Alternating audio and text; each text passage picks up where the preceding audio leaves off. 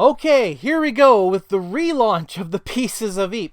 We're going to see if we can do it better this time. Maybe make more than one episode. It just wasn't working for me before. This time, I think I got it. Alright? So, this is not for rambling. This video is for just giving the conclusion of the short time I spent with each of the games I played.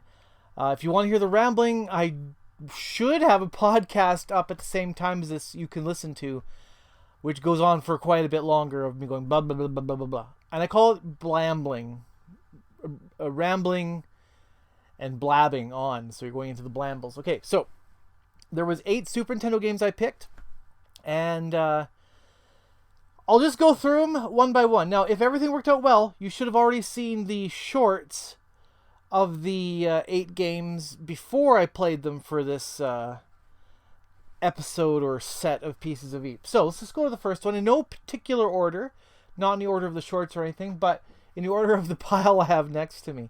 So I have Spectre here. I don't know if you can see it. I'm flying by the seat of my pants. I don't have any background screen to show me what I'm looking at here. I'm just using my phone. This is Spectre. I bought it for $5.95 apparently. I remember seeing this at MJ's video, but no, we're not rambling. Okay, my conclusion on Spectre is it's kind of boring. It's kind of bare bones. I'm sure it's fine in 2-player, and if you have nostalgic memories, it's great. But honestly, no lies, I prefer Battlezone on the Atari 2600. It's basically the same. You don't collect flags in that one, but whatever. I just felt the game played better. And if I want to play a first-person shooter on the Super NES that doesn't have strafing, I'll play Faceball. That's Spectre. All right, let's go to the next one here. On the Ball.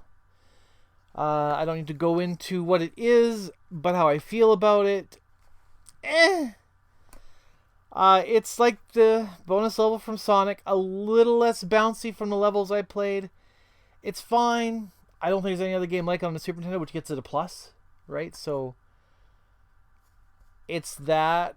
I'll probably end up playing the PS2 Taito collection that has this on it, or Camel Tree. Or Camel Tri. That'll probably work better for me there. Yeah, what was the next one? Lufia 2. Yeah, so this is exactly why I'm happy to do the Pieces of EEP show. I probably wouldn't have got to Lufia 2 for, well, heck, one thing to know about me is I like to play games from the beginning to the end of a series. There's exceptions. I'm not going to get into it here, but generally I like to play from the first to the end in order of release. You know, I say that to shut up the people that say, well, it's a prequel. Yeah. So it probably would have taken me minimum 5 years to get to Lufia 1. Therefore, who knows how long until Lufia 2, especially since I hear Lufia 1 is good, but bare bones and exactly what you would expect from a JRPG from the era. Where Lufia 2 is really polished, and I felt that in my, hour I played of it. I was really happy with my experience. I think I'm going to abandon playing Octopath Traveler as my one RPG for consoles and go to Lufia 1 right away or soon, and then so I can get to Lufia 2. That's really good, and that's exactly why I've seen this on the shelf for ages. I didn't buy it for a lot of money, $30 maybe, I don't know, back then when games weren't worth a whole bunch, and I haven't got to it yet after all these years. I probably would wait just as much longer, but you know, I think it's coming up soon.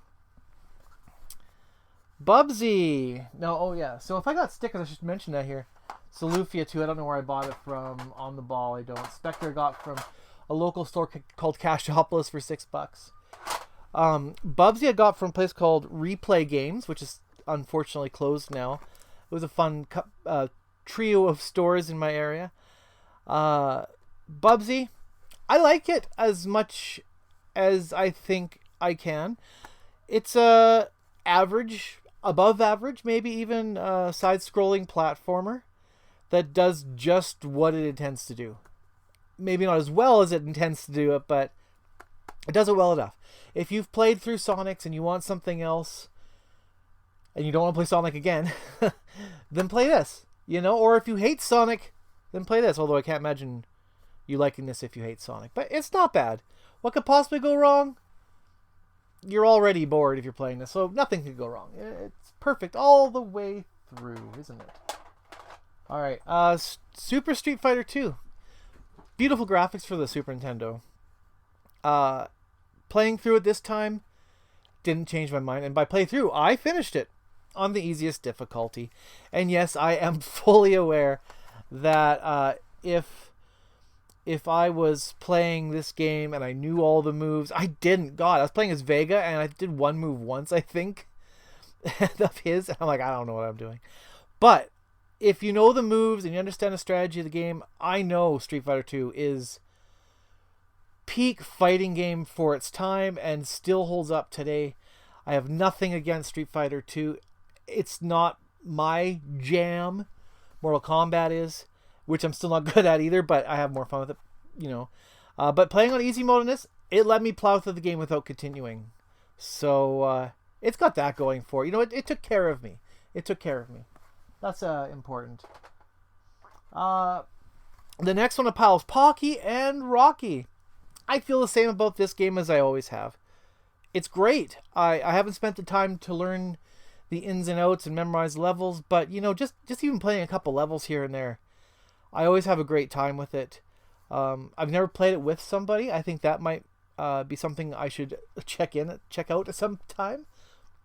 But right now, Pocky and Rocky, it's a good one. I made it to level 3, or was it the end of level 2? I don't remember. But I made it further a little bit the first time I played it, and I'll come back to it. I always come back to it. But I never play Pocky and Rocky 2 because I never finished this one. So I think I'll play that same title collection that has Camel Tree on it, on the ball. And it's either title collection 1 or 2 on the PS2. And it has the original Kiki Kai Kai and Pocky and Rocky on that as well. So I think just Pocky, not Rocky. And maybe I'll play through that, and then I'll go to this one, give it a real go, and get through it. Oh my. This isn't going to be a very long video if I'm going to keep talking about games like this. I got nothing much to say about Winter Olympic Games because honestly, although I played every game, every sport on here, I didn't give them the proper fair shake. I didn't read the instructions, which you need to do because I don't know what I was doing in all of them. But it was fun not knowing. I think it might be fun learning with somebody. Again, like Pocky Rocky might be fun 2 players. Or up to however many players they let you play. I think it could be fun. I've never heard anyone say it is. So it probably isn't. But if it is, excellent. I could live with that. I'm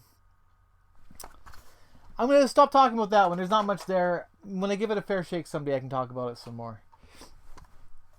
I guess I'm on the last one of the pile, so I guess this part of the whole Pieces of EEP, collection of EEP, whatever you want to call it. What should I call the series? I mean, Pieces of EEP, but what should each segment be called? Because I got the podcast, the shorts, and this video here.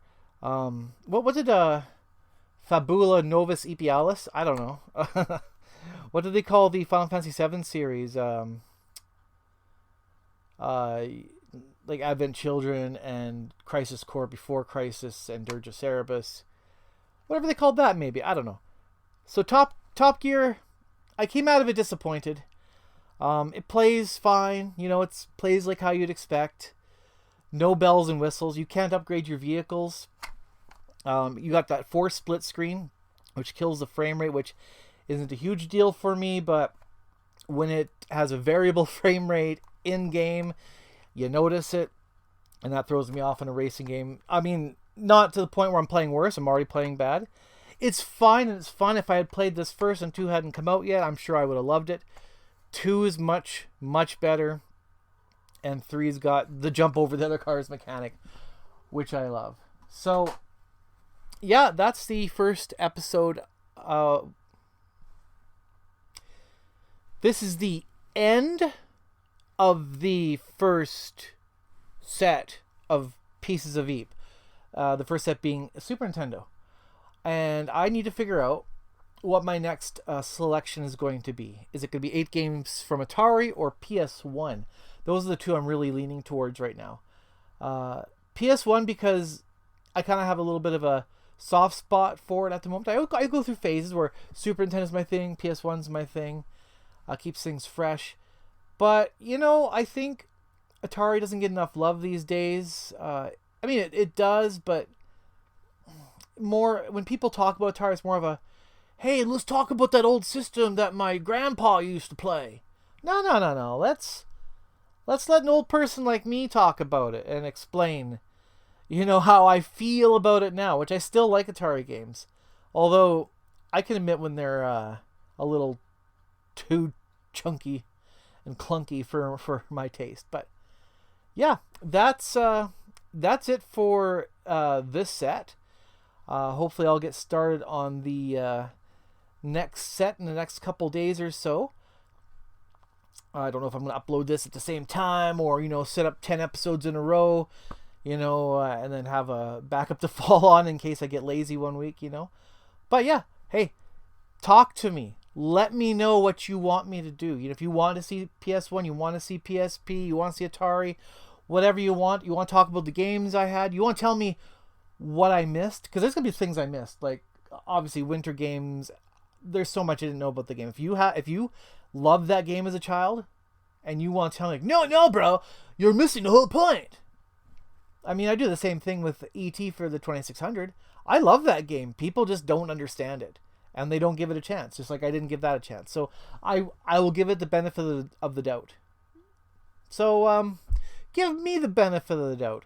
Trust me that I will talk back at you if you respond to me. So many people, I know you leave messages on their channel or whatever, and they never respond. They're just there to speak into the void and hope people click on bells and the thumbs and the subscribe buttons, and they're just in it for the numerics and the money. Not me. I'm in it for talking to people.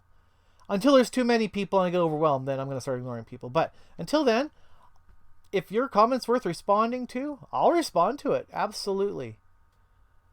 But the more you respond to me, the bigger I'll get and the more I'll ignore people. So, get in on the ground floor.